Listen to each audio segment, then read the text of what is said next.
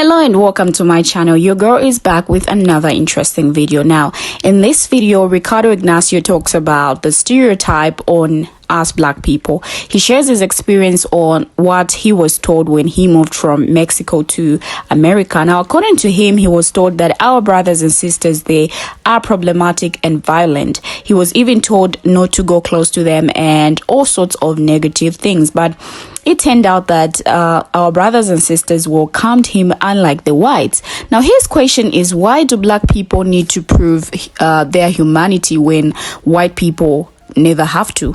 Let's check out his video.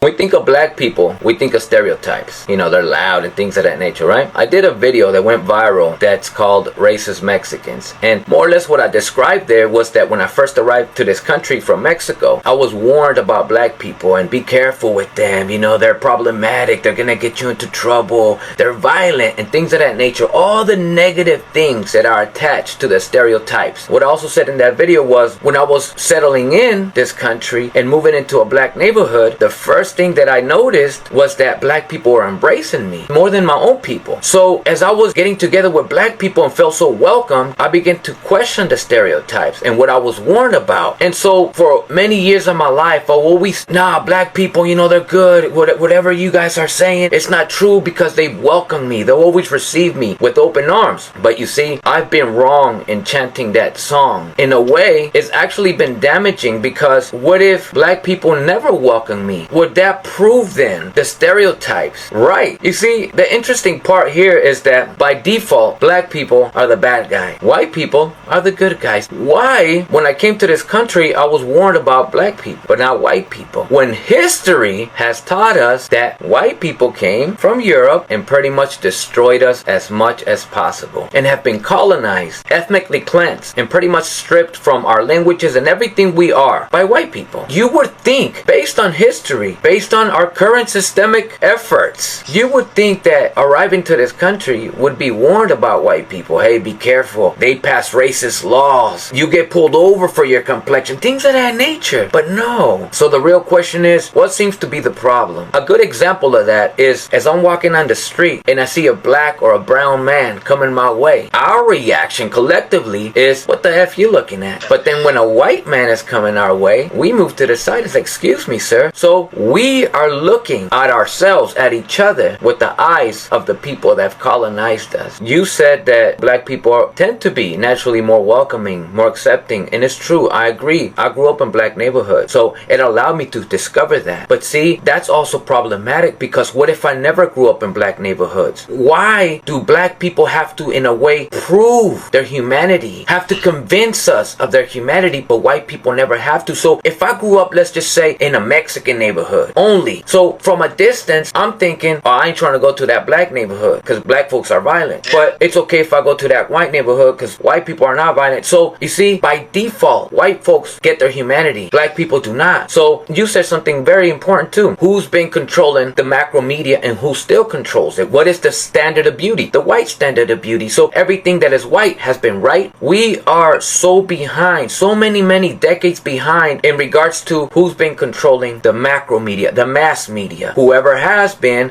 controlling how we see the world, the images and the messages, subliminal messages. But also, one of the best things you said that I completely agree and it plays the biggest part is the victor gets to write our history. And so we've been depicted as the bad guys, and the conqueror, the colonizer, the slaver has depicted himself as the good guy. And unfortunately, due to indoctrination and white supremacist ideologies that have been forced onto us and we've adopted and unfortunately practiced, we have been treating and viewing each other with the eyes of the white supremacist white man.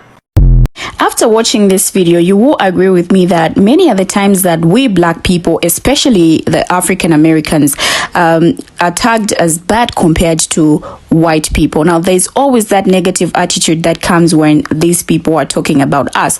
Let's check out some stitches and hear what people had to say about this. We are looking at ourselves, at each other, with the eyes of the people that have colonized.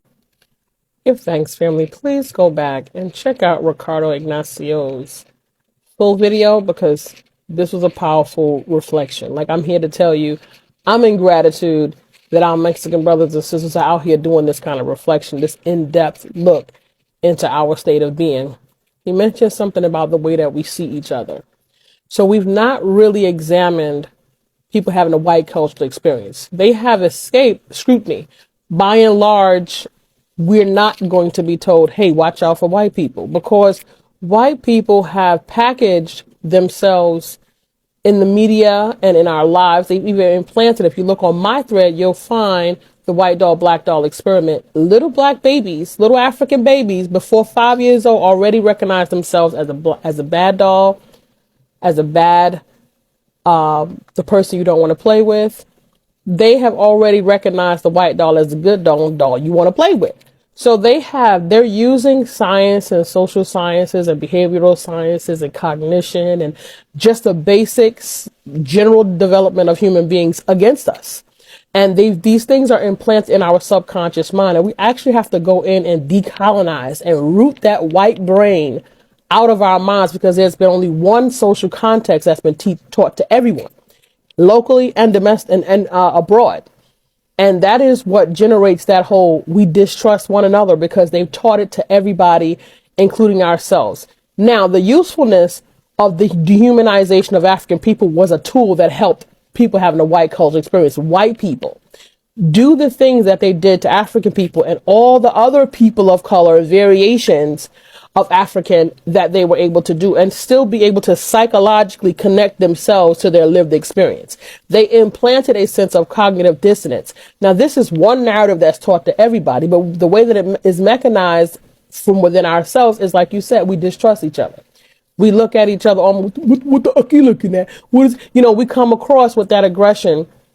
And African people, black people, we already have a lack of humanity for one another. We have to prove ourselves human. And this implementation works on behalf of people having a white cultural experience. No one scrutinizes them.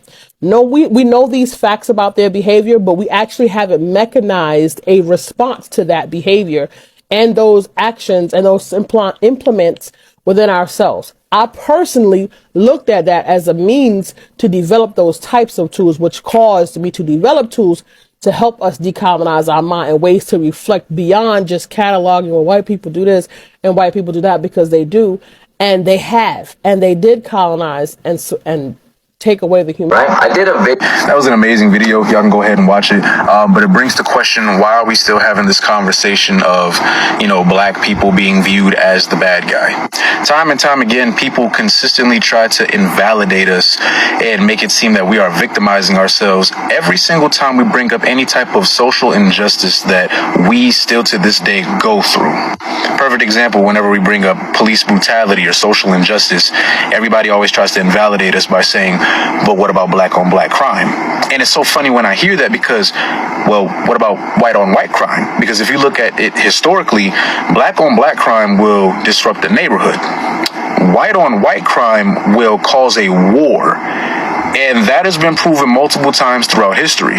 We're also always being stereotyped as being extremely uneducated and violent and aggressive, and we're murderers and thieves and all these other horrible things. But meanwhile, you look at all the mass shootings here in America, and it's predominantly white people.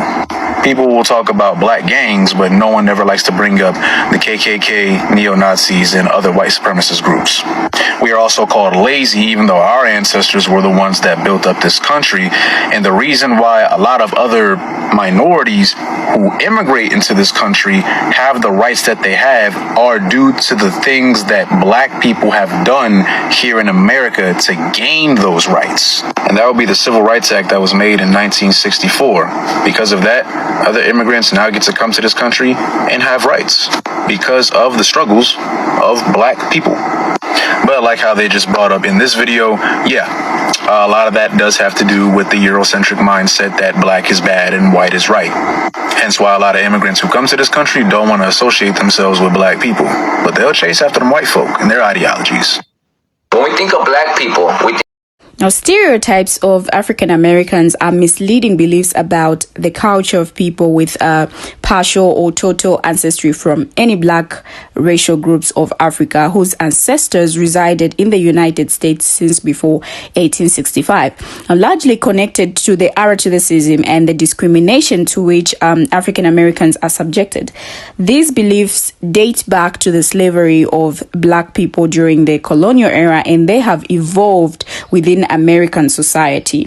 Now, in the 1980s, as well as in the following decades, emerging types of black men depicted them as being criminals and social degenerates, particularly as drug dealers and a lot more. Now, types of black women include depictions which portray them as welfare queens, or depictions which portray them as angry black women who are loud, aggressive, demanding, and rude. The expected behaviors of our brothers and sisters are fueled by ST maintained by the status quo. Throughout U.S. history, the ST of African Americans, particularly males, has had a negative impact on our brothers and sisters, families, and communities. For instance, the belief that our brothers and sisters are unintelligent, lazy, violent, and criminals has affected educational outcomes, employment opportunities, socioeconomic status, and the dismantling of their families and communities. Now, as human beings, we naturally evaluate everything we come in contact with. We especially try to gain insight and direction from our evaluations of other people. Now, S-types are cognitive structures that contain the perceiver's knowledge, beliefs, and expectations about human groups. The cognitive structures are often created out of a kernel of truth and then distorted beyond reality. Now, racial S-types are constructed beliefs that all members of the same race share given characteristics, and these attributed characteristics are usually negative, just like the Hispanic man was talking about in his experience. Now, let's check out some of the comments from people and hear what they had to say about this. Now, the first comment reads, "It is exhausting trying to prove that I'm not a threat when entering stores and certain areas.